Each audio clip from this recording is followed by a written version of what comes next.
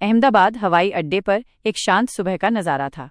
सूर्य की किरणें धीरे धीरे रनवे पर फैल रही थीं और एयर इंडिया का Boeing 787 dream liner London Gatwick के लिए उड़ान भरने को तैयार खड़ा था।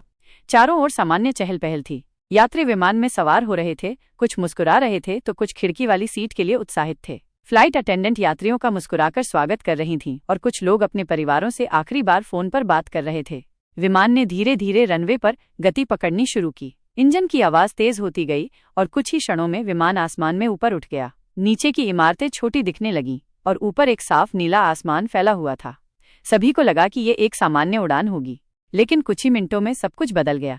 कॉकपिट में अचानक अलार्म बजने लगे और लाल बत्तियां टिमटिमाने लगीं। पायलट ने रेडियो पर मेडे मेडे, दोनों इंजनों में खराबी का आपातकालीन संदेश भेजा। विमान डगमगाने लगा।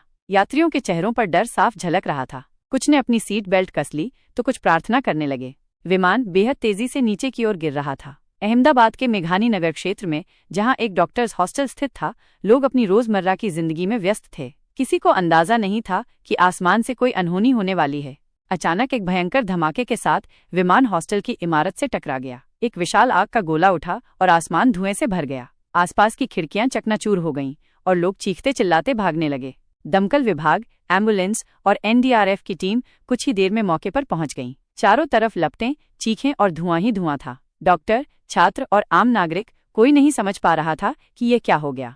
दमकल कर्मी जलती हुई सीटों में से शव निकाल रहे थे। कुछ लोग मलबे के नीचे दबे हुए थे, कुछ लोग रो रहे थे तो कुछ बेहोश हो चुके थे। पूरा इलाका एक भूतिया मंजर में बदल चुका था।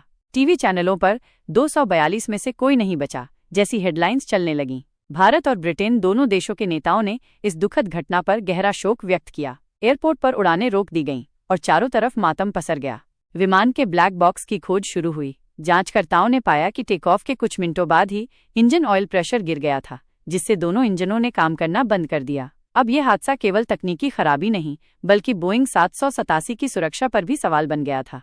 कुछ ही दिनों बाद इंडिया गेट और लंदन के टावर ब्रिज पर कैंडल मार्च निकाले गए। लोग हाथों में तस्वीरें लिए मोमबत्तियां जलाकर अपने प्रियजनों को अंतिम श्रद्धांजलि दे रहे थे।